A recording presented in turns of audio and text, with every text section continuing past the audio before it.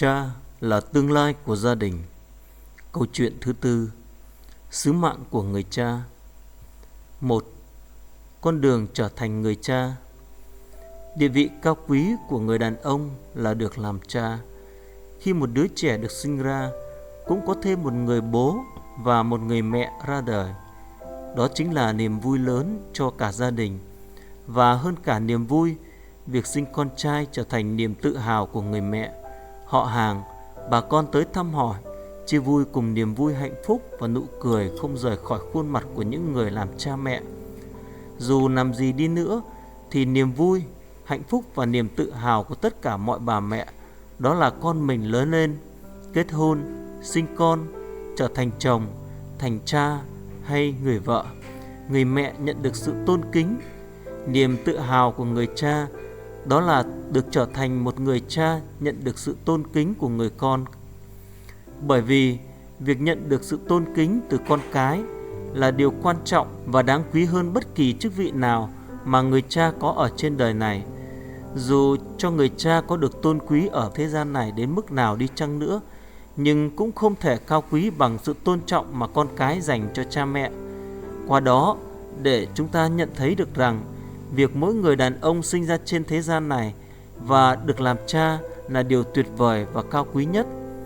Thế nhưng, khi đã được làm cha, để tiếp tục duy trì vị trí làm cha, cần phải nỗ lực và chuẩn bị rất nhiều. Tuy nhiên, ngay từ ban đầu, không phải ai cũng có năng lực và sự chuẩn bị tốt để làm cha.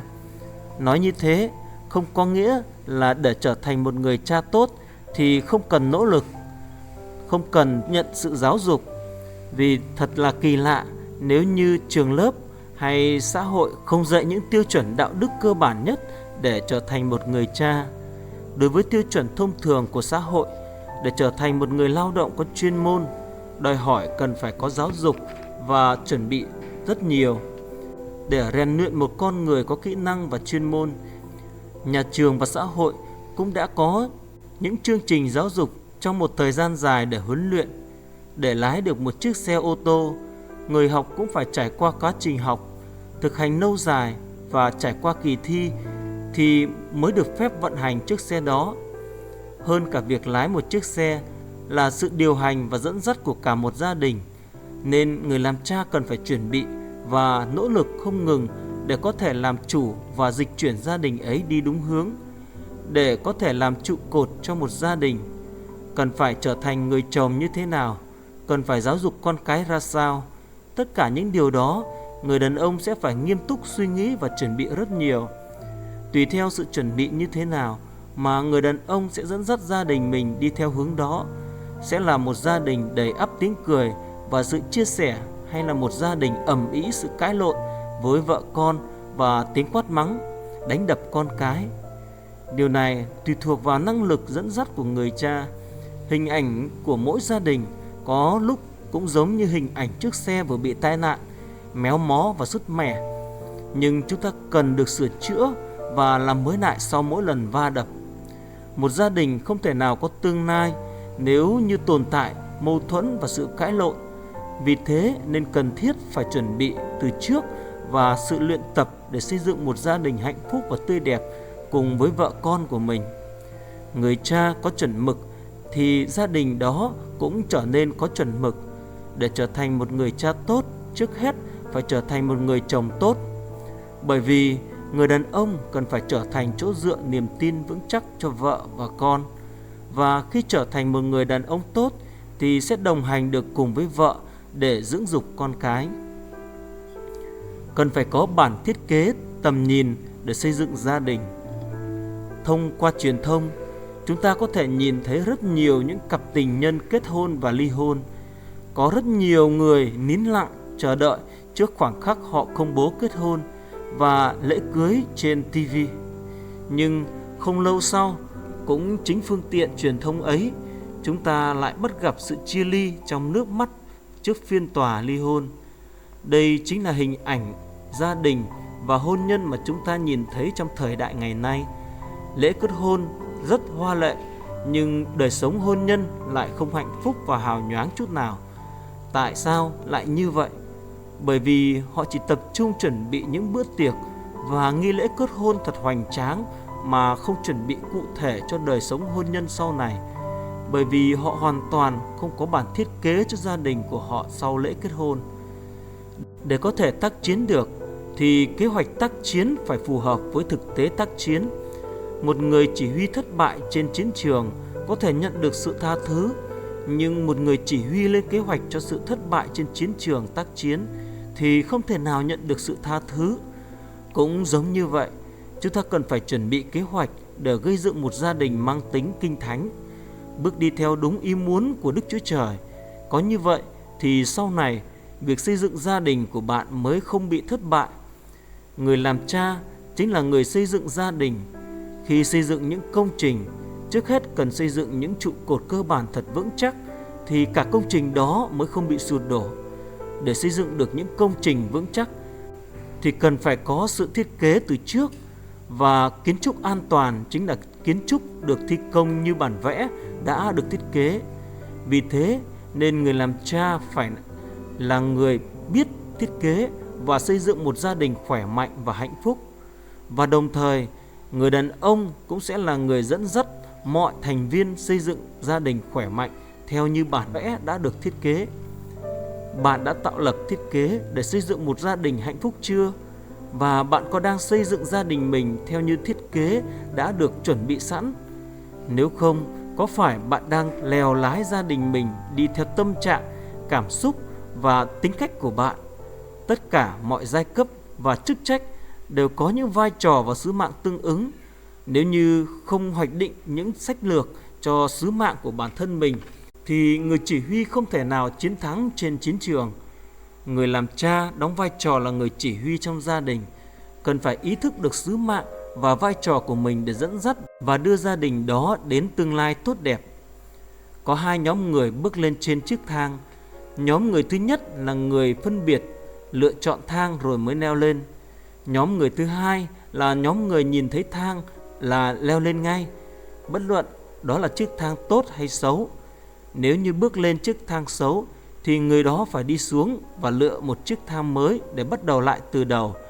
Điều này có nghĩa là việc xem xét kỹ càng và lựa chọn chiếc thang an toàn trước khi leo lên là điều quan trọng và cần làm. Hành động này quan trọng hơn cả tốc độ nhanh hay chậm. Sống chăm chỉ và bận rộn, nhưng nếu đó không phải là đời sống mà Đức Chúa Trời muốn thì phải làm thế nào?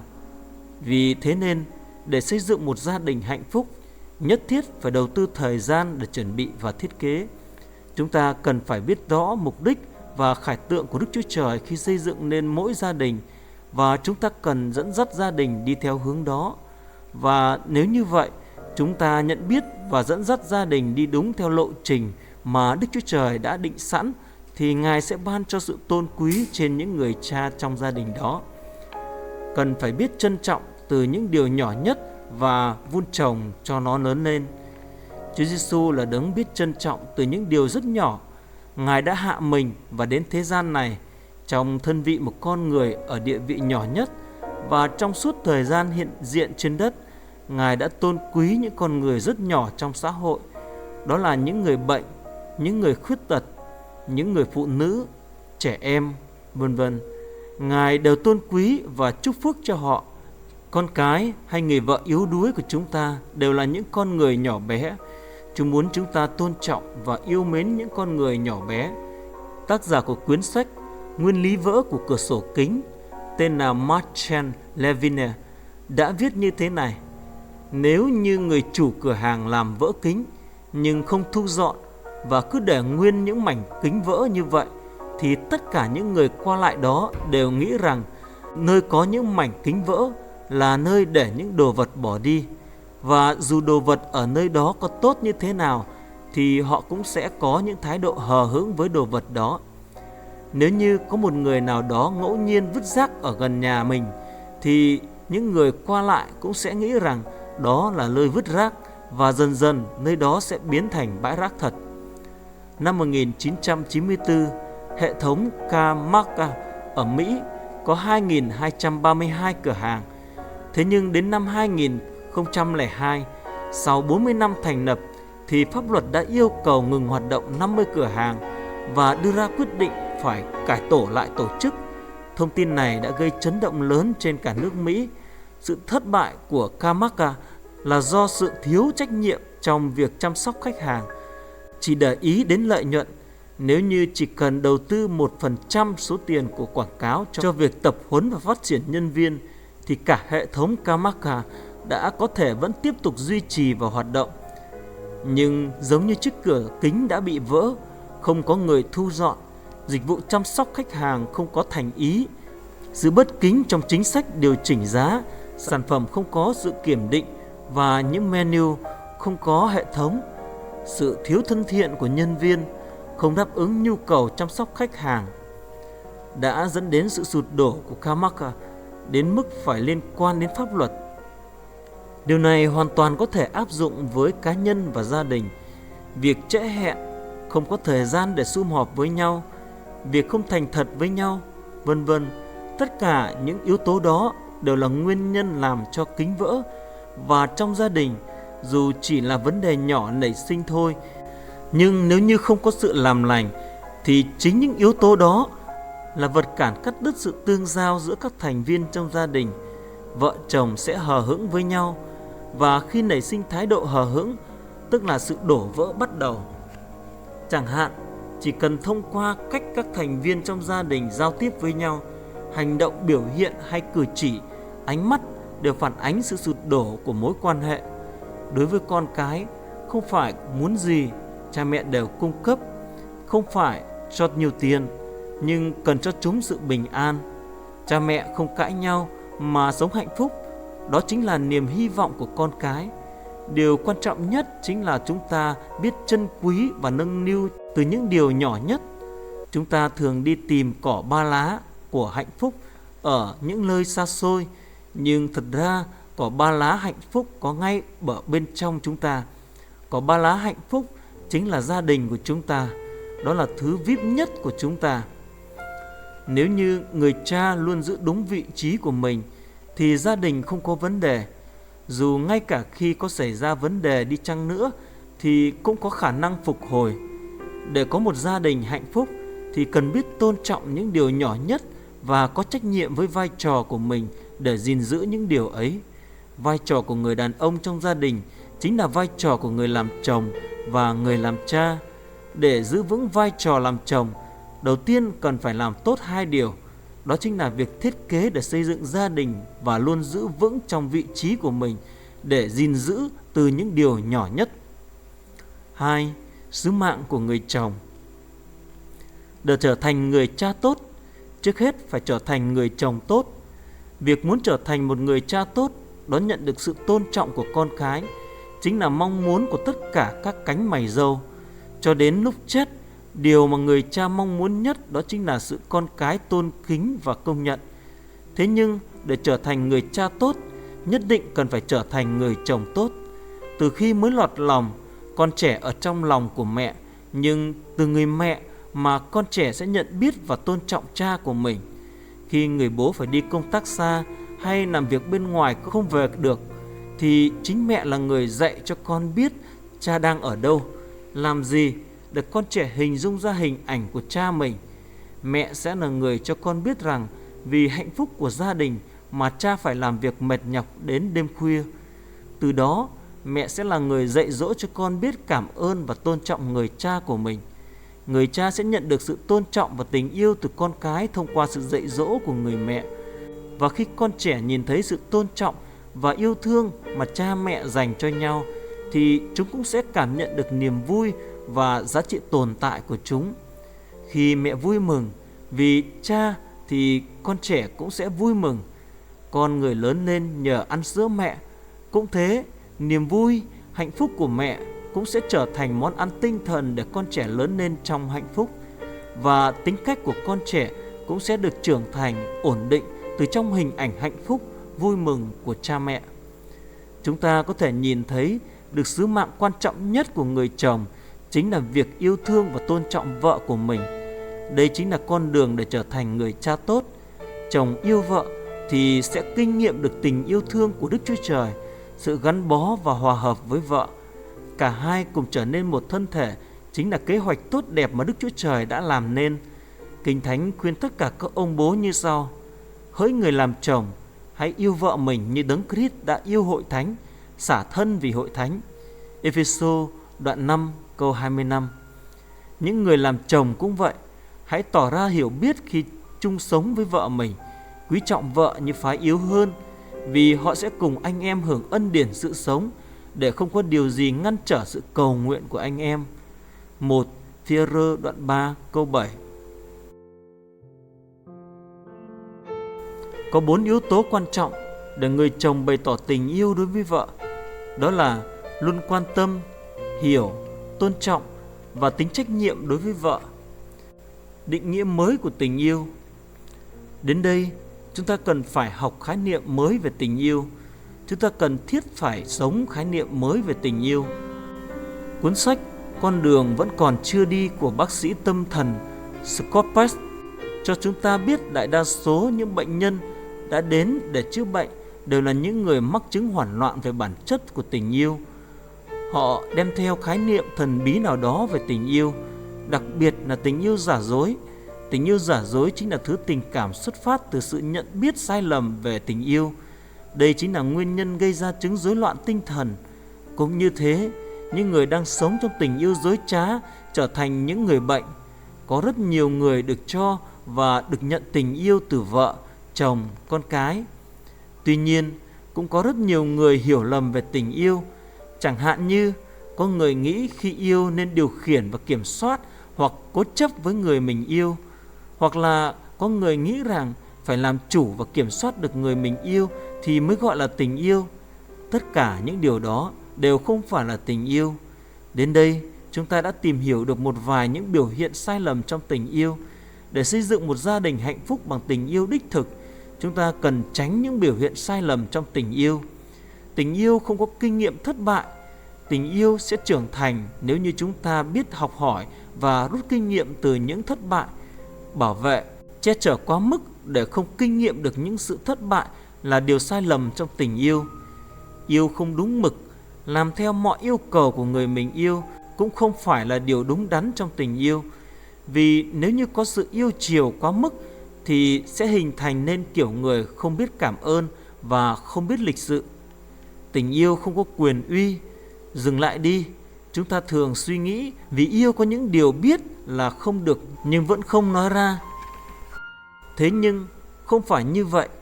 Nếu không, nhất định phải nói là không. Cha mẹ cần phải thể hiện quyền uy của mình đối với con cái và dạy cho con biết tôn trọng những quyền uy đó. Tình yêu thiên vị. Nếu như cha mẹ thiên vị, nuông chiều thì con cái không thể nào lớn lên một cách khỏe mạnh được. Bởi vì con cái của mình nên yêu hơn, chiều hơn. Bỏ qua những nguyên tắc của những đứa trẻ thì không thể lớn lên và có một đời sống khỏe mạnh. Vấn đề không chỉ xảy ra đối với những đứa trẻ nhận được tình yêu thiên vị từ cha, nhưng những đứa trẻ không nhận được tình yêu đó cũng sẽ có cảm giác phẫn nộ và sẽ nảy sinh phản ứng muốn tránh né tất cả mọi người. Điều này tạo khó khăn cho con trẻ trong việc giao tiếp xã hội sau này khi chúng lớn lên. Tình yêu theo chủ nghĩa hoàn hảo. Con nhất định phải là số 1. Con phải cố gắng hết sức, phải thật chăm chỉ. Nếu như trong suy nghĩ của con trẻ chỉ có những suy nghĩ như vậy, thì khi đối mặt với sự thất bại, chúng sẽ không thỏa mãn và không chấp nhận. Nếu chúng có suy nghĩ rằng mình chỉ cố gắng được thế này thôi, chỉ làm được đến mức này thôi, thì trong chúng dễ sinh cảm giác tự ti và cáo trách bản thân. Những người có cảm giác cáo trách, tự ti về bản thân thì sẽ không thể nào phát huy được hết năng lực của bản thân mình, ngay cả khi đó là người có những tư cách để trở nên kiệt xuất. Tình yêu mang tính điều kiện. Nếu được điểm 10, bố mẹ sẽ mua quà cho con nhé. Nếu con nghe lời mẹ, sẽ yêu con nhiều. Những lời này giống như điều kiện đối với con trẻ. Chúng sẽ quên đi những nguyên tắc và sẽ có thói quen tính toán trong mọi việc. Điều này sẽ tạo nên con người ích kỷ và tính toán. Vì thế, điều này sẽ không thể dẫn con trẻ đến với con đường đức tin đúng đắn từ Đức Chúa Trời, sẽ không thể nhận được tình yêu vô điều kiện của Đức Chúa Trời. Người nhận được tình yêu không khỏe mạnh này sẽ bị tổn thương, và tương tự như thế, người đó sẽ có phản ứng tương tự và rất dễ gây tổn thương cho người khác. Tình yêu mà bạn đang dành cho vợ và con của mình có phải là tình yêu bền vững không? Nếu đó là tình yêu khỏe mạnh thì bản thân bạn và đối phương đang trở thành tình yêu đó. Thế nhưng tất cả những ai đang nhận được tình yêu không đúng đắn đều bị tổn thương. Bởi vậy, bạn cần trở thành người cha biết xây dựng và cho đi tình yêu khỏe mạnh. Ê-phê-sô đoạn 5 câu 25 đã viết: Hỡi người chồng, hãy yêu vợ như Đấng Christ yêu hội thánh. Điều này có nghĩa là gì? Từ yêu mà Kinh Thánh nói có rất nhiều ý nghĩa biểu hiện, nhưng chúng ta sẽ cùng suy ngẫm về hai biểu hiện của tình yêu, đó là agape và eros. Agape là tình yêu vô điều kiện, muốn nói đến tình yêu của Đức Chúa Trời. Còn eros là biểu hiện về tình yêu của con người, mà đại diện là tình yêu nam nữ.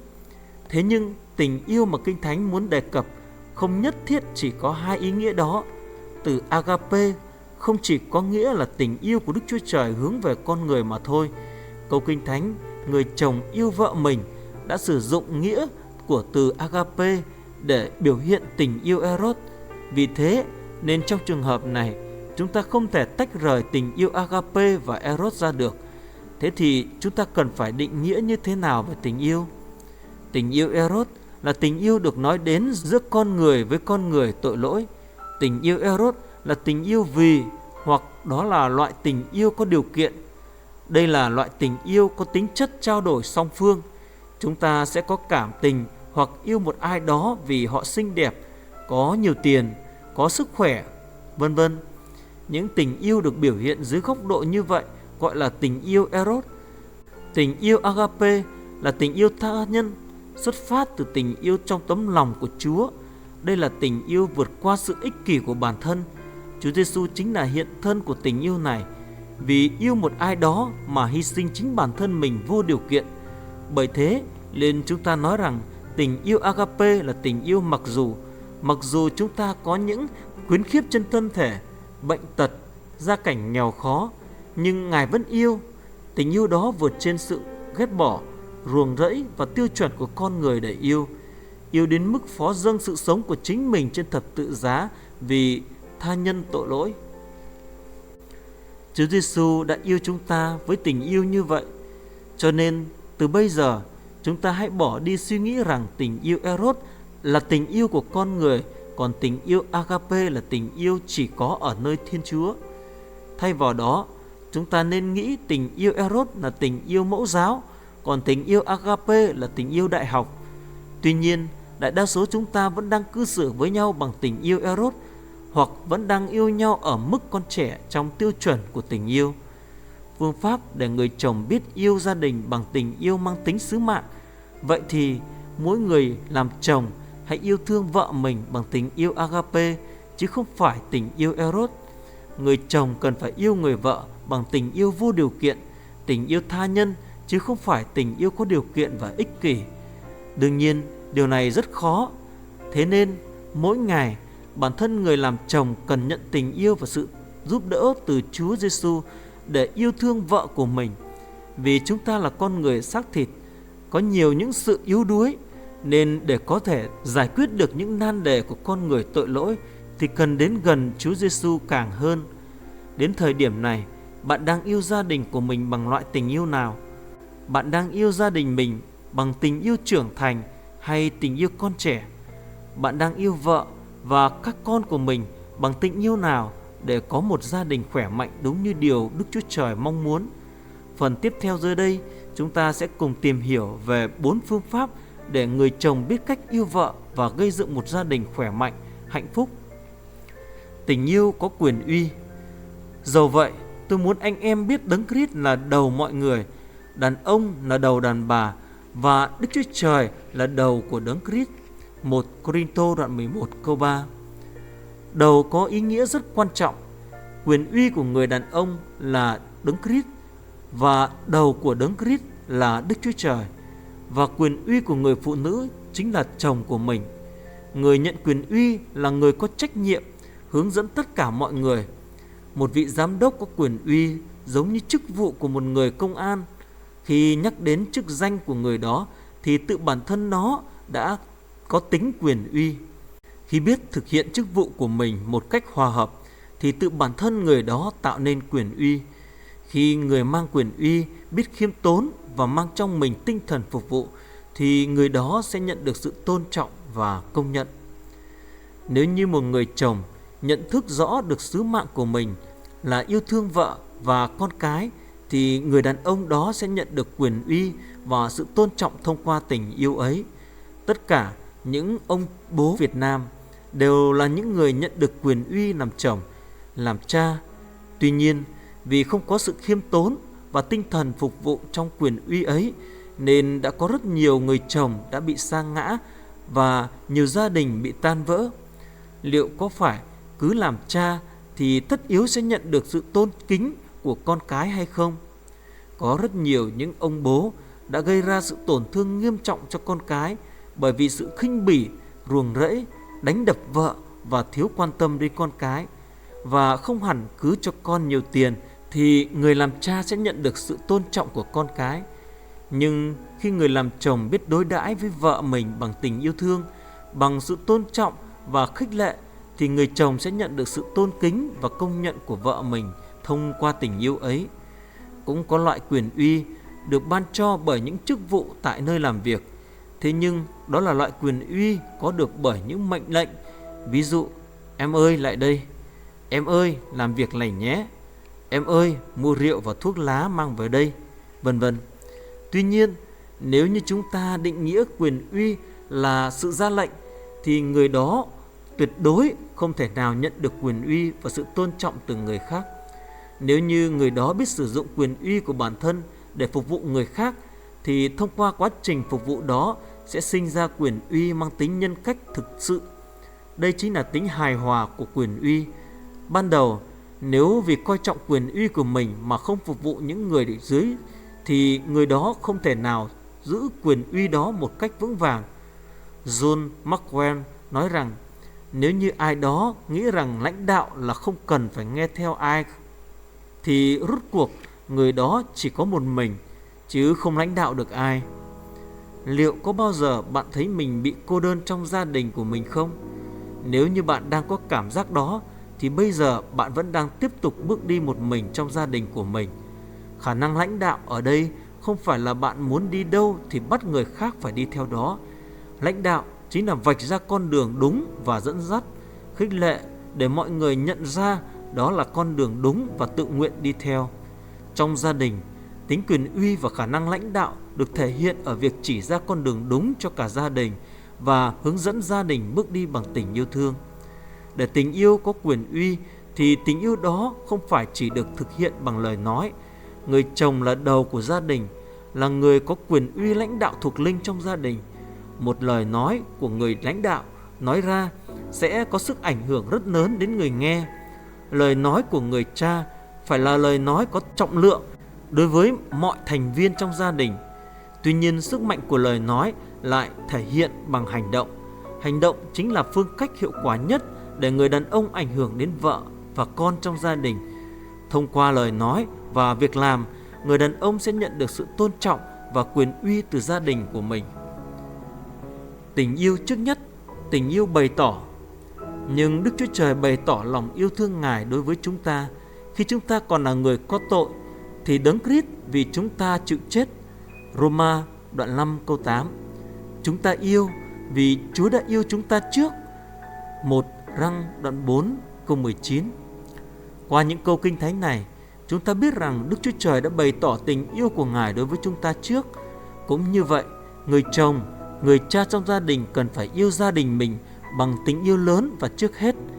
Giáo sĩ người Anh Charles Haddon Spurgeon đã viết nên một bài thơ như sau: khi thấy công việc cần phải làm thì hãy làm ngay giờ này, bởi vì hôm nay trời trong xanh, nhưng không biết được ngày mai trời nhiều mây ra sao. Những điều hôm qua có thể không phải là của bạn, nhưng hãy làm ngay từ giờ này. Khi có những lời nói chân thành, hãy nói ngay trong giờ này, bởi vì ngày mai nó có thể không còn là của bạn nữa. Người yêu thương sẽ chẳng bị lãng quên khi nào. Nếu có lời yêu thương, hãy nói ngay trong giờ này. Nếu muốn nở nụ cười, thì hãy cười lên trong giờ này. Trước khi chia tay với bạn mình, khi hoa hồng còn nở và niềm vui còn trong lòng, bạn hãy cười tươi trong giờ này. Nếu có bài hát thì hãy hát lên trong giờ này. Khi mặt trời đã lặn, trong đời bạn mới hát lên thì muộn rồi. Vì thế, nếu có bài hát, hãy hát lên trong giờ này. Một biểu hiện khác của từ ngữ hiện nay là mang nghĩa món quà. Thời gian Chúa cho chúng ta ngay lúc này là một món quà lớn nhất. Gia đình của chúng ta được Chúa ban cho trong giờ này là món quà lớn nhất. Vì thế bạn cần yêu thương họ ngay trong giờ này. Erich Fromm đã nói về tình yêu trong cuốn sách của mình là kỹ thuật yêu. Tình yêu có thể đạt được khi có sự học biết và huấn luyện về nó. Việc huấn luyện trong quân đội cũng có mục đích rõ ràng, đó là để biết cách ứng phó thích hợp khi đối diện với kẻ thù. Nếu huấn luyện thất bại thì khi chiến đấu cũng sẽ thất bại. Cũng một lẽ đó, tình yêu cũng cần phải huấn luyện kỹ thuật yêu. Tình yêu phải học hỏi, huấn luyện thì mới có thể yêu được giống như ban đầu. Không phải chúng ta đã có tình yêu trọn vẹn thì mới kết hôn, nhưng chúng ta phải học cách yêu ngay từ bây giờ để giúp cho hôn nhân của mình. Khi mối quan hệ vợ chồng có mâu thuẫn thì người chồng phải được huấn luyện yêu thương để biết đưa ra bàn tay của mình ra làm hòa và an ủi vợ mình. Một gia đình hạnh phúc không phải là không có sự bất hòa trong hôn nhân, nhưng là vợ chồng biết cách khắc phục những nan đề xảy ra để gây dựng gia đình khỏe mạnh. Có một câu chuyện kể về một đôi vợ chồng kia cãi nhau to như sau. Một ngày nọ, vợ chồng nhà này cãi nhau và chưa làm lành với nhau. Vì không muốn nói với vợ nên người chồng đã viết vào một tờ giấy nhỏ và đặt cạnh giường cho vợ biết với nội dung: ngày mai tôi phải đi làm sớm nên nhớ đánh thức tôi lúc 5 giờ nhé. Sáng hôm sau, anh chồng tỉnh dậy thì đã 7 giờ rồi, nên anh đã bị muộn và cũng bị nỡ xe buýt nữa. Người chồng rất giận và lớn tiếng với vợ: tại sao không đánh thức tôi? Muộn rồi còn gì. Người vợ không nói gì, nhưng chỉ tay xuống dưới gối. Tại đó có một tờ giấy khác ghi rằng: chồng ơi, 5 giờ rồi, dậy đi. Đây là một câu chuyện nghe qua thì thấy buồn cười, nhưng có nhiều điểm để chúng ta phải chú ý. Nếu người chồng làm hòa trước thì mọi việc đã tốt rồi.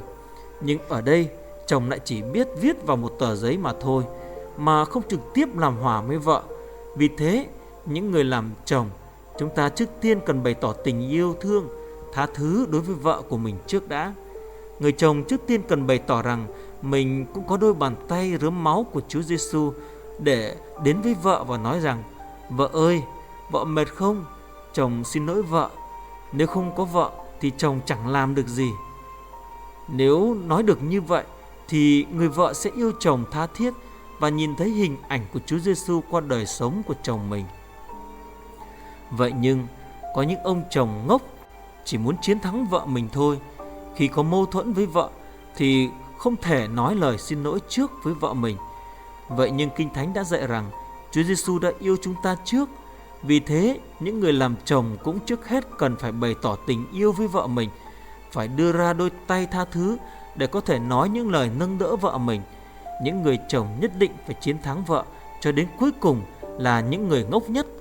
Người chồng phải xin lỗi trước, phải yêu vợ mình và bày tỏ tình yêu trước đối với vợ mình.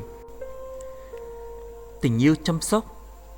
Hỡi người làm chồng, hãy tỏ điều khôn ngoan trong sự ăn ở với vợ mình, như là với giống yếu đuối hơn, vì họ sẽ cùng anh em hưởng phước sự sống, nên phải kính nể họ, hầu cho không điều gì làm rối loạn sự cầu nguyện của anh em. 1 Phê-rơ đoạn 3 câu 7. Câu Kinh Thánh này đưa ra một lời đề nghị đối với người làm chồng là cần phải nhường nhịn, chăm sóc vợ mình. Mối quan hệ của con người thường có 4 giá trị quan hệ lớn. Chúng ta cần phải phân tích những điều này để có thể thực hành yêu thương, nâng đỡ và nhường nhịn nhau. Thứ nhất, mối quan hệ năng suất. Tôi đúng, bạn cũng đúng. Đây là thái độ tích cực bản thân và cũng tích cực cho người khác. Tất cả đều là những người chiến thắng. Tất cả đều được công nhận giống như những vật liệu cần thiết để cấu thành một công trình xây dựng. Mình là người, người khác cũng là người. Mỗi người cần có mối quan hệ hài hòa với nhau. Khi có vấn đề xảy ra thì mỗi bên cần nỗ lực để xây dựng lẫn nhau. Đây là những điều chúng ta được học từ thuở bé, rằng mình quan trọng và người khác cũng quan trọng. Như vậy thì chúng ta mới có thể sống một đời sống hạnh phúc trong gia đình và hòa thuận với những người xung quanh. Thứ hai, mối quan hệ công kích. Tôi đúng nhưng bạn sai rồi. Đây là thái độ khẳng định mình nhưng phủ định người khác. Đây là những người không tin tưởng người khác nên luôn gây ra những mối bất hòa với người khác. Những sai lầm của mình lại đổ lỗi cho người khác. Vì thế đây là người luôn đổ lỗi cho vợ. Người này ngay từ nhỏ đã được lớn lên và ảnh hưởng từ cha mẹ rằng mình là người thiệt thòi, sống trong hy sinh và gian khổ. Dù được người khác yêu nhưng luôn nghĩ họ yêu mình là có điều kiện gì đó. Hơn nữa, người như vậy luôn công kích người khác một cách vô căn vô cớ, vì người đó luôn sống trong sự u uất và tự phụ. Đặc biệt, đây là những người từ nhỏ đã không kinh nghiệm được sự yêu thương của người khác. Vì thế coi tất cả mọi người đều sai, chỉ có bản thân mình mới là đang đúng mà thôi. Mỗi khi người đó nói ra thì chỉ nói những lời cố chấp và tranh cãi với những người khác. Cuộc sống của những người như vậy rất mệt mỏi. Thứ ba, mối quan hệ trống rỗng. Tôi sai còn bạn đúng. Đây là thái độ phủ nhận chính mình và công nhận người khác, là những người có lòng tự trọng thấp. Người như vậy luôn sống trong mặc cảm tội lỗi, cô đơn, trầm cảm, luôn thấy đau khổ và sống thoát ly với thực tế. Họ chỉ sống theo ý của người khác, thậm chí kết hôn cũng theo ý của cha mẹ. Khi kết hôn rồi thì chỉ sống núp váy vợ thôi. Những người như vậy cần được khen ngợi, khích lệ và công nhận. Người đó phủ định về cuộc sống của mình nên cũng suy nghĩ mình chẳng làm được gì, mình chỉ là kẻ vô dụng. Người đó chỉ muốn sống cách biệt với những người xung quanh, muốn ở một mình, không muốn người khác yêu thương, quan tâm mình. Người như vậy thường xuyên nghĩ đến việc tự tử. Có thể lúc nhỏ họ bị bỏ rơi hay bị hãm hiếp, hoặc bị một biến cố gì rất lớn xảy ra trong đời sống cho nên mới như vậy. Thứ tư, mối quan hệ triệt tiêu. Tôi sai nhưng bạn cũng sai. Đây là thái độ phủ định chính mình và người khác. Họ coi đời sống chẳng có gì giá trị.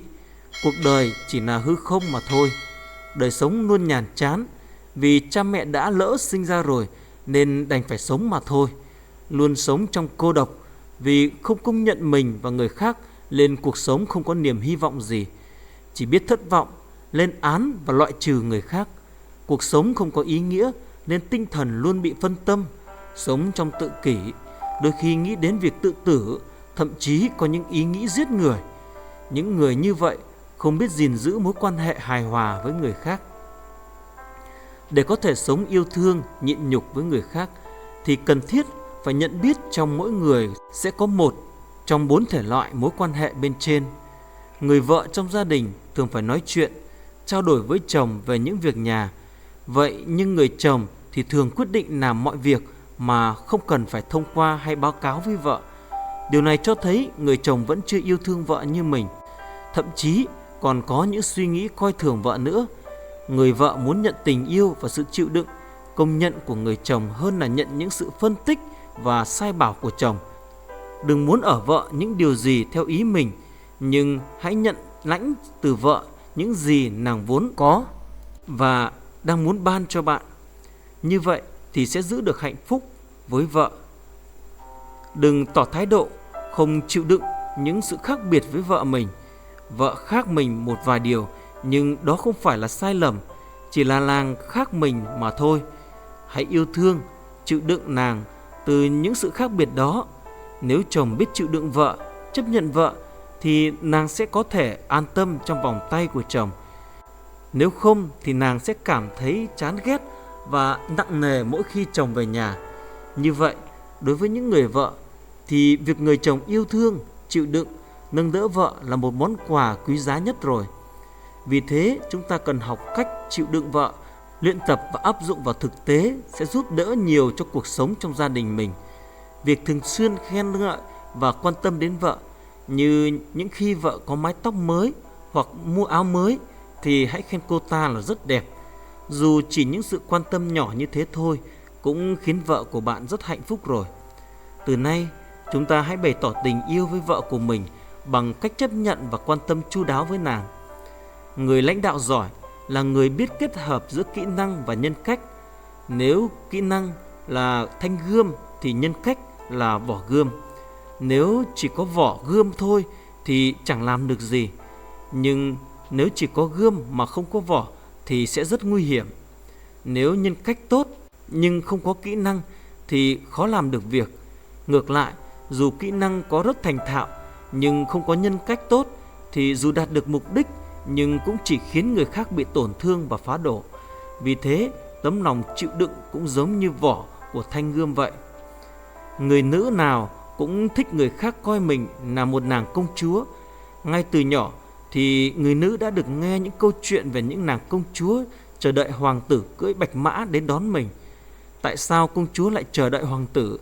Là bởi vì công chúa muốn nhận được tình yêu thương, sự quan tâm, tôn trọng đến sự tôn quý của mình. Vì vậy, người nữ thường hay nói với chồng rằng chỉ có chàng mới là người chăm sóc duy nhất của em, chỉ có chàng mới là người đàn ông của em, yêu em hết lòng. Vì thế, người chồng cần phải có thói quen ăn nói với vợ nhẹ nhàng, quan tâm, chăm sóc cho nàng. Sư tử chỉ cười nhẹ thôi cũng đáng sợ hơn một con thỏ giận dữ. Một người mạnh sức chỉ có những lời nói nhẹ nhàng thôi cũng mạnh mẽ hơn người khác. Vậy nên, người nam không nên lớn tiếng với vợ, ngược lại cần nói những lời nhẹ nhàng cho vợ mình. Người nữ nào cũng mong đợi sẽ có được người chồng ăn nói nhẹ nhàng, quan tâm, yêu thương, bày tỏ tình cảm ấm áp với mình. Trong cuộc sống hàng ngày, người nam cần hỏi han, nói chuyện, khích lệ để khiến vợ luôn cảm thấy an tâm. Có thể giúp vợ làm việc nội trợ, quét nhà, trông con, nói chuyện với vợ về những công việc của mình làm bên ngoài. Người như vậy, dù không có tiền bạc hay địa vị gì trong xã hội, nhưng vẫn có thể có một gia đình hạnh phúc. Tình yêu cần nuôi dưỡng phát triển, trưởng thành. Kinh Thánh, sách Ê-phê-sô cho chúng ta biết về tình yêu trong gia đình cần được nuôi dưỡng, phát triển. Nhưng muốn cho chúng ta lấy lòng yêu thương nói ra nét chân thật, để trong mọi việc chúng ta đều được thêm lên trong Đấng làm đầu, tức là Đấng Christ. Ê-phê-sô đoạn 4 câu 15. Vì chẳng hề có người nào ghét chính thân mình, nhưng nuôi nấng chăm sóc nó như Đấng Christ đối với hội thánh. Ê-phê-sô đoạn 5 câu 29. Ở đây có từ nuôi dưỡng. Từ này có nghĩa là chăm sóc để làm cho trưởng thành. Trong quá trình nuôi dưỡng, chăm sóc thì điều quan trọng nhất là cần công nhận và khen ngợi. Được khen, cá voi cũng nhảy múa là một tiêu đề của cuốn sách viết về sự khen ngợi sẽ đem lại sự khích lệ và trưởng thành cho những trường hợp chưa biết gì. Nếu chúng ta chỉ nhìn bề ngoài của người khác và nói lên những gì thấy từ người đó thì khó mà khiến họ phát triển. Nhưng suy nghĩ ngược lại và tìm những điểm tốt của họ để khen ngợi thì có thể khiến họ được thay đổi. Một trong những cách tốt nhất để gây dựng tình yêu đối với người vợ là chồng phải biết lắng nghe nàng nói. Việc lắng nghe vợ nói không chỉ nghe những lời của vợ, mà đó là nghe và nhận biết tấm lòng cùng suy nghĩ của vợ. Đây chính là sự chăm chú lắng nghe. Khi mình lắng tai nghe thì tấm lòng của người đối diện sẽ mở ra. Khi chúng ta lắng tai nghe những câu chuyện của vợ thì tự nhiên những sự tổn thương của nàng sẽ được dịu lành, rồi tình yêu sẽ được nuôi dưỡng, phát triển và trưởng thành. 3. Sứ mạng của người cha. Chúng ta sẽ phát hiện ra cuộc sống của mình như thế nào là do cha của chúng ta là người như thế nào. Nếu bạn bị ảnh hưởng từ cha của mình sự nhút nhát thì bạn cũng sẽ sống bày tỏ điều đó. Nhưng nếu cha bạn ảnh hưởng cho bạn sự tích cực thì bạn sẽ sống với một tâm thái tích cực. Nhưng cũng không có ít người cha nói với con mình rằng con là loại người ... Tôi là ai? Đây chính là câu hỏi phản ánh mình là người như thế nào. Hình ảnh của người cha có ảnh hưởng trên con của mình nhiều nhất. Mỗi chúng ta sẽ nhận biết mình là ai khi nhìn biết cha của mình là người như thế nào. Vậy nhưng ngày nay Thật khó để khiến cho những người cha có vẻ vun trồng cho con cái mình những hình ảnh sống đúng đắn, bởi vì chính bản thân mình cũng không biết cha của mình là người như thế nào và mình là người ra sao, cho nên cũng không biết đánh giá con của mình sẽ là người như thế nào. Điều quan trọng nhất trong thời đại này là điều gì? Trong một thời đại xã hội tha hóa đạo đức, gia đình cũng có nhiều nan đề như ngày nay, thì điều gì là điều quan trọng nhất? Đó chính là việc nhận biết chính bản thân mình là ai. Khi đứng trước Đức Chúa Trời, điều chúng ta có thể khẳng định với Đức Chúa Trời là gì? Nếu Chúa hỏi con là ai, bạn trả lời với Chúa ra sao? Có phải rằng con là phó giám đốc của công ty, con là giáo viên của trường, hay con là tài xế xe taxi? Tất cả những danh tính đó chỉ là những thân phận tạm thời của bạn mà thôi. Nhưng có một thân phận, một địa vị đời đời nữa dành cho bạn. Địa vị đó là gì? Đó chính là địa vị làm cha. Bạn sẽ có thể nói với Chúa rằng: thưa Chúa, con là một người cha. Đức Chúa Trời đã ban cho tôi và bạn mỗi người một địa vị được làm cha, và đó là chức vụ không ai có thể thay thế bạn được. Đó là chức vụ cao quý và đáng được tôn trọng nhất. Vì thế, khi Chúa hỏi bạn thì bạn cần trả lời với Ngài rằng: thưa Chúa, con là một người cha. Bạn sẽ không cần phải khai trình với Chúa rằng trong thời gian qua mình đã làm được bao nhiêu tiền, mình làm được việc gì. Nhưng bạn cần phải khai trình với Ngài rằng: Chúa ơi, con là một người cha. Việc nhận biết danh tính của mình quan trọng ra sao sẽ quyết định đời sống của mình như thế nào. Nếu biết mình là ai thì sẽ không sợ phải đối diện với những sự khó khăn trong cuộc sống. Việc biết mình là ai và không biết mình là ai cũng là một chủ đề quan trọng, giống như câu hỏi về sự sống và sự chết vậy. Nhưng điều quan trọng hơn của cả danh phận làm cha không phải là ở bề ngoài, nhưng là bản chất làm cha của một người. Giá trị của một người cha không phải bởi công việc, ngoại hình, học vấn hay tài sản người đó sở hữu. Trong cuộc sống, có những điều người ta nhận được, nhưng cũng có những điều phải bị mất đi. Danh vọng cũng sẽ có lúc mất đi, tiền cũng sẽ có lúc mất đi, sự hãnh diện cũng thế. Có những điều chúng ta tưởng chừng như không thể đánh mất, nhưng rồi cũng sẽ qua đi. Nhưng chính lúc mỗi người tự nhận ra mình là ai, thì lúc đó người đó có thể được vực dậy và bước tiếp trong cuộc đời.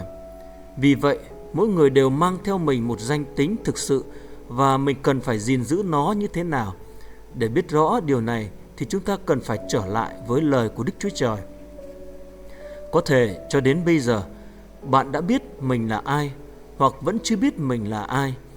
Có khi bạn đang không tự công nhận mình, đang than thân trách phận, hoặc biết rằng mình đang mang một thân phận đen đủi. Cũng có thể người khác đã nói cho bạn biết mình là ai. Vậy nhưng tất cả những điều người khác nói về bạn, có thể là cha mẹ bạn nói về bạn, cũng chưa hẳn đó là danh tính thật của bạn. Nhưng chính lời của Đức Chúa Trời sẽ cho bạn biết rõ về mình, và bạn cần hiểu về điều này. Vì thế, bạn cần biết địa vị thuộc linh của mình, để từ đó biết phải sống ra sao trong cuộc đời này. Bởi đó, từ rày về sau, chúng tôi không theo xác thịt mà nhận biết ai nữa.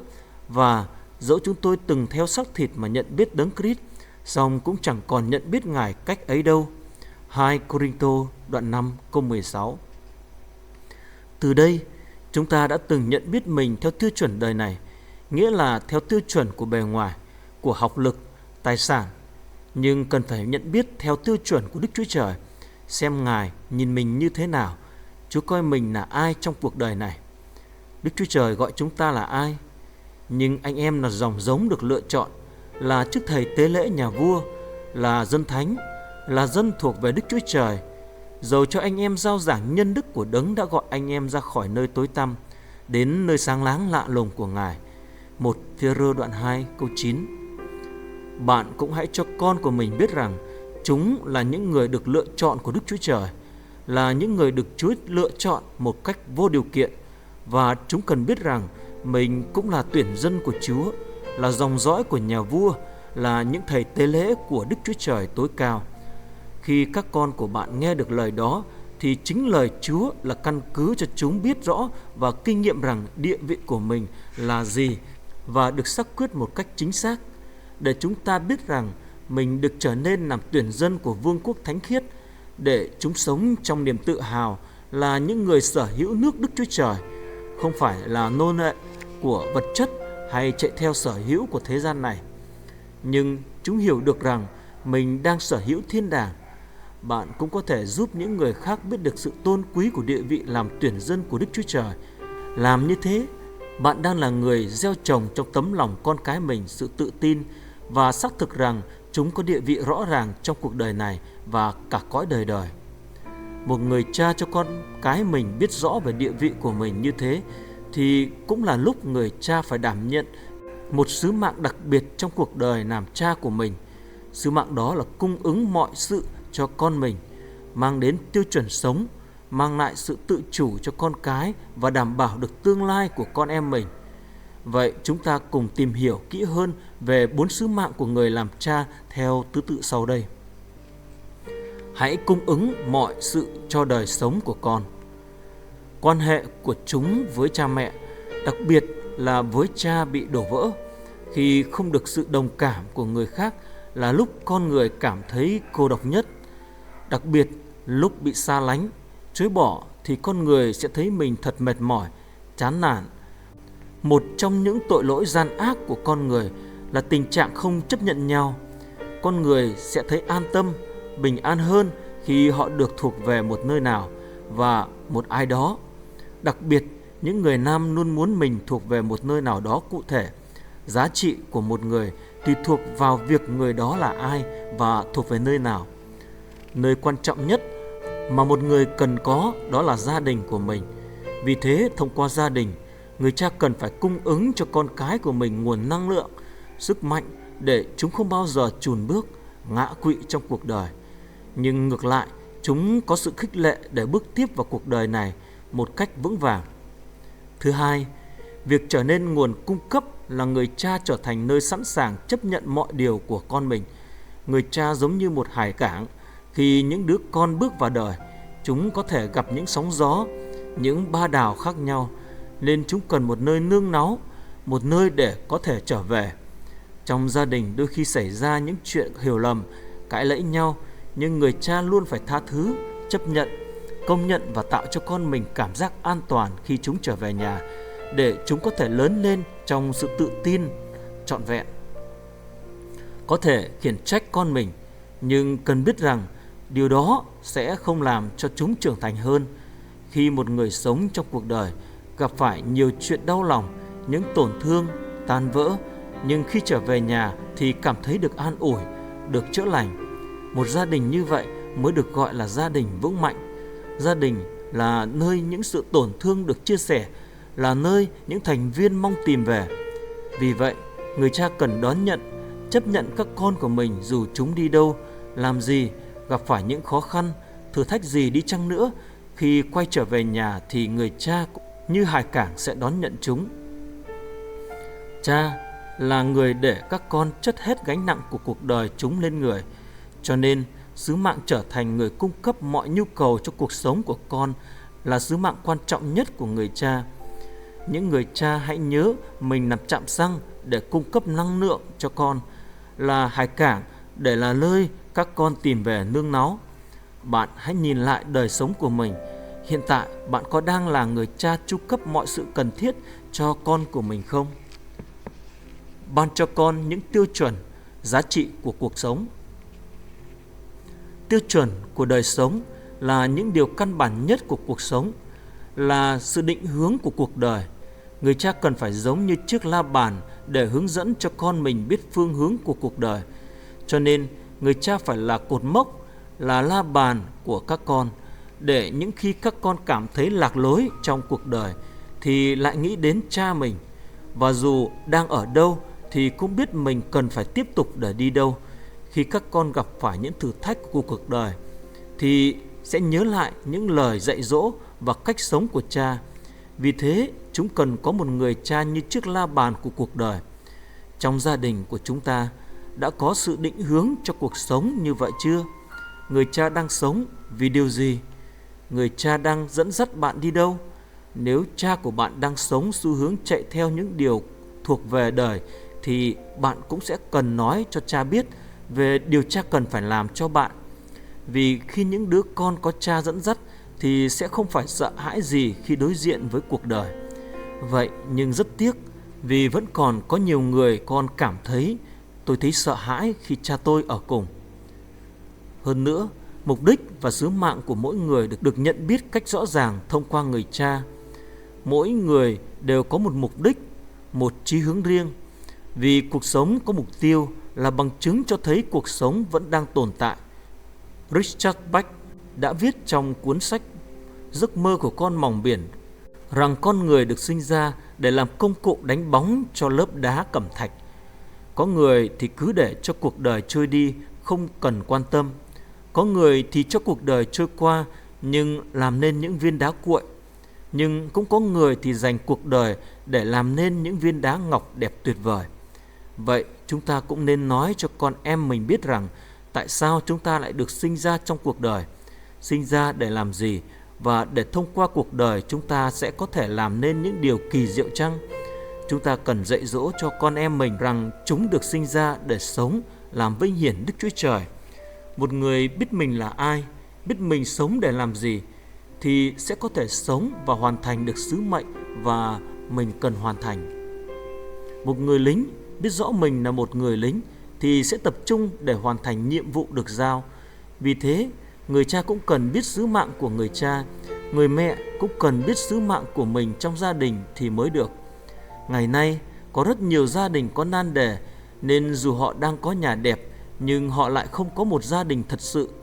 Lý do là vì có rất nhiều người quên mất sứ mạng của mình trong gia đình là gì, nên cũng không biết phải làm gì để cải thiện cho gia đình mình. Xuất phát điểm của mọi sự đều từ gia đình mà bắt đầu, nhưng đã có nhiều bậc cha mẹ đã không còn biết vâng phục nhau nên phá vỡ đi tính chất của gia đình. Nếu cha mẹ không làm gương trong gia đình thì tình trạng gia đình đổ vỡ sẽ càng tăng lên. Các con cũng học theo cha mẹ rằng cả cuộc đời phải chạy theo tiền bạc và danh vọng, rồi khi không đạt được thì thấy cuộc đời vô nghĩa và nhiều người suy nghĩ đến việc tự tử. Bởi vì cha mẹ đã không đồng hành cùng con, không trở thành người tư vấn, hướng dẫn và khuyên bảo con của mình, không xây dựng đời sống khích lệ và ban phước cho con, nhưng chỉ ép con theo những mục tiêu, dục vọng của mình, nên đã gây ra nhiều vấn đề trong cuộc sống gia đình. Gia đình trước tiên phải là một cộng đồng thống nhất, trong đó người cha là người chủ động hướng dẫn, ban luật lệ và thứ tự để các thành viên trong gia đình làm theo. Nhưng nếu những luật lệ của gia đình đó được ban ra không bởi tình yêu thương nhưng bằng sự áp đặt, bằng vũ lực, thì sẽ khiến gia đình bị tổn thương và những người khác không muốn vâng theo. Từ đó các con sẽ có phản ứng chống đối và không công nhận thẩm quyền của cha mẹ. Rồi chúng sẽ trở thành những đứa trẻ chống đối thầy cô tại trường, và sau này khi đi làm thì cũng chống đối những người chủ như vậy. Dần dần chúng cũng không chịu vâng phục những người cầm quyền trong xã hội.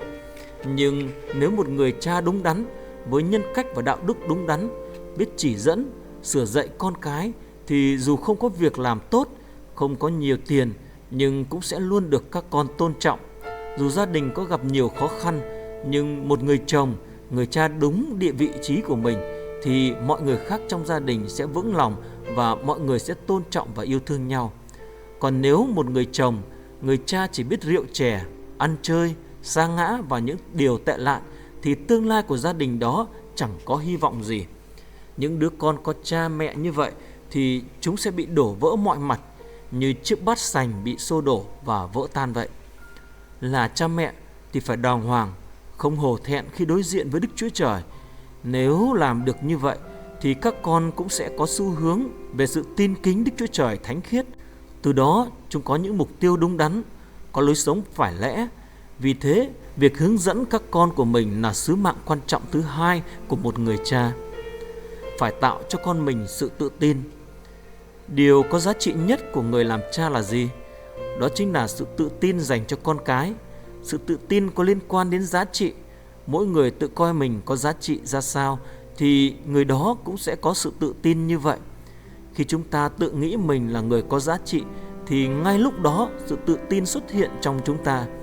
Chính giá trị của mình làm cho mình tự tin và phát triển bản thân. Người biết mình có giá trị là người sở hữu điều quý giá, và chính giá trị đó sẽ bảo vệ mình. Khi mình biết tiền có giá trị thì mình sẽ biết cách giữ tiền tốt. Khi biết sức khỏe có giá trị thì sẽ chăm chỉ luyện tập thể thao. Có nhiều người đi tìm kiếm sự tự tin cho mình bằng cách kiếm những công việc thật thành công, sở hữu ngoại hình thật dễ nhìn, nhưng tất cả những điều đó đều không mang lại sự tự tin thật. Sự tự tin của chúng ta nằm ở chính con người của mình. Sự tự tin đó không phụ thuộc vào sự sở hữu tài sản, công việc, ngoại hình.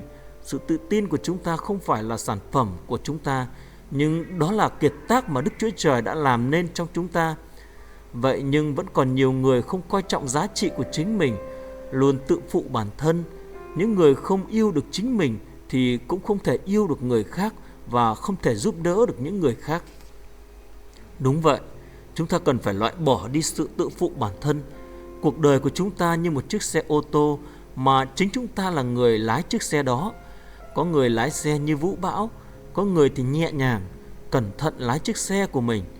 Cho nên nếu không nhận biết rằng mình đang lái chiếc xe của cuộc đời mình thì dễ lắm chúng ta sẽ có thói quen lái xe một cách cẩu thả và đối xử với chiếc xe của mình một cách thô bạo.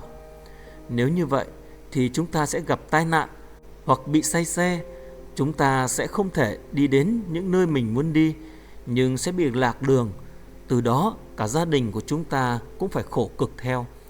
Nếu muốn cuộc đời của mình hạnh phúc, khỏe mạnh và tươi đẹp thì trước tiên chúng ta cần loại bỏ đi sự tự phụ và cái tôi cá nhân đi. Hãy nói với kẻ lái xe xấu xa trong lòng mình rằng nếu tiếp tục như vậy thì mày không thể sống được. Nếu mày chỉ chạy theo tiền bạc, theo thế gian thì mày sẽ mệt mỏi, chán nản và rồi sẽ phải chết mất thôi. Bạn có khi nào có điều gì không đúng trong lòng, có những ý nghĩ hay tư tưởng đang chiến đấu trong lòng không? Hãy mạnh mẽ kêu lên và tự nói với mình để xua đi những ý nghĩ xấu xa trong lòng. Hãy đuổi đi tư tưởng lái xe cẩu thả của con người bề trong mình như vậy. Gia đình của bạn sẽ có sự tự tin nhiều nhất khi được nghe những lời khen ngợi, khích lệ từ người cha. Khi khen ngợi, bạn đừng nên khen ngợi hành vi hay thành quả, nhưng hãy khen ngợi ở vị trí và thái độ của người khác. Thay vì khen rằng con hát hay quá, em làm món ăn ngon quá, thì mình nên khen rằng bà rất tự hào vì có một người con hát rất hay như con. Anh rất hạnh phúc vì em là một người vợ nấu ăn rất ngon. Hãy khen ngợi như vậy sẽ vừa công nhận vị trí của họ, vừa khích lệ họ hơn. Nếu mình chỉ khen ngợi về thành quả thì người được khen sẽ có xu hướng phải đạt được thành quả mới được khen, và họ sẽ chỉ tập trung vào thành công mà sẽ không coi trọng quá trình được tạo thành công đó. Khi khen ngợi thì nên khen những điều nhỏ và cụ thể thì tốt hơn. Khi chỉ ra những điều nhỏ bé, cụ thể mà chính đối phương không biết thì sẽ khiến họ có niềm vui mới. Họ sẽ tự tin và phấn khởi hơn. Khen ngợi đúng khiến người ta nhận biết được giá trị của mình. Những người biết giá trị của mình thì sẽ sống có lý do và có sứ mạng cho cuộc sống đó. Vì thế, bản thân mỗi chúng ta là đáng trân quý. Những người biết sự tích cực của bản thân sẽ có thể sống hoàn thành sứ mạng của mình cách trọn vẹn. Emerson đã viết, sự tự tin là bí quyết để thành công. Là người chồng, người cha trong gia đình, chúng ta phải gieo trồng cho vợ, cho con sự tự tin, và chính mình cũng phải trở thành sự tự tin cho cả gia đình. Gia đình có một người cha tự tin thì những đứa con sẽ không bao giờ thất vọng. Chúng sẽ không dao động trong cuộc đời. Nhưng nếu có những sự khó khăn thì các con cũng sẽ hướng tấm lòng, con mắt, khuôn mặt vào cha mình để tiếp nhận sự lạc quan và vui mừng tiếp tục bước vào cuộc đời với nhiều điều phong phú, mới mẻ. Cho con có một tương lai tươi sáng. Khi qua đời thì bạn sẽ để lại gì cho con cái? Có phải là tài sản hay là sự sống đời đời? Những người cha tầm thường thì sẽ để lại cho con mình tài sản. Người thông minh thì để lại tri thức, nhưng người khôn ngoan thì sẽ để lại cho con mình đức tin nơi Đức Chúa Trời. nghĩa là một di sản của đời sống tin kính. McCarthy là một vị tướng nổi tiếng của Mỹ. Năm 1942, ông nhận được phần thưởng từ cha mình để lại. Ông đã viết dòng chữ như sau: Cha ơi, con rất cảm kích cha vì đã cho con có một địa vị cao trọng và vinh dự như ngày hôm nay. Con rất tự hào vì được làm một người chỉ huy quân đội. Nhưng điều con tự hào hơn nữa đó là con có một người cha như cha. Nếu chỉ tập trung xây dựng quân đội thì chẳng có ý nghĩa gì, nhưng cha thì luôn gây dựng đời sống con. Quân đội có khả năng khiến nhiều người chết, nhưng cha thì luôn làm nên những con người sống động. Có thể khiến nhiều người chết là mạnh mẽ, nhưng có thể khiến cho người ta được sống thì còn mạnh mẽ hơn. Khi con qua đời, con sẽ không muốn con của mình nhớ đến con là một vị tướng, nhưng con muốn chúng nhớ đến con là một người cha tuyệt vời trong gia đình, giống như cha đã làm cho con vậy. Đúng vậy, để khiến một vị tướng luôn nhớ đến người cha của mình như vậy. Cha của McCarthy thật là một người cha hạnh phúc nhất. Hình ảnh của một người cha không bao giờ mất đi trong tâm trí của các con. Bạn muốn trở thành người cha như thế nào trong tâm trí các con? Chúng ta cần phải chuẩn bị chính mình để sống có ý nghĩa đến cuối cuộc đời và đảm bảo rằng con cái mình có tương lai tươi sáng. Chúng ta không thể sống trên đời này mãi được, rồi cũng sẽ đến lúc chúng ta phải rời cõi đời này. Nếu như hôm nay chính bạn phải rời khỏi cuộc đời này thì bạn sẽ để lại điều gì?